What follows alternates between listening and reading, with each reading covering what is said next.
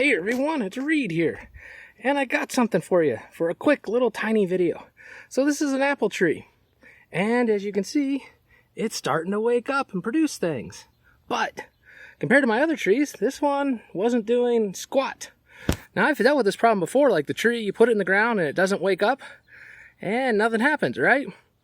Well, this year, I got them from a company called Stark Bros, and I'll put a link in the description if you want to take a look.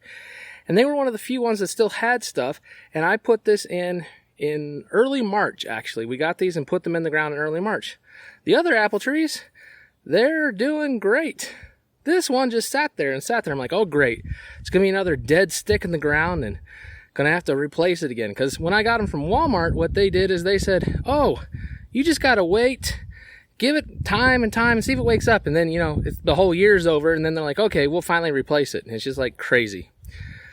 But I contacted Stark, and they're like, oh, it's not waking up? Okay, fertilize the ground, and then chop off like 4 or 5 inches off the top. Okay, little crazy. So I gave it some fertilizer for the ground here, which in my area is urea. Got that, and I got some beans down here as well to help it go and stuff like that, protect it. Chopped off 4 or 5 inches off the top, and it's starting to wake up. Now, it's really behind the other trees because they're really doing quite well, but at least it's now starting to do something. So if you never heard that before, chop off like 4 or 5 inches off the top and fertilize it to wake it up. Well, there you go. Might be worth a try if you got one that's just sitting there doing nothing. Take care, everyone. Reed, out for now.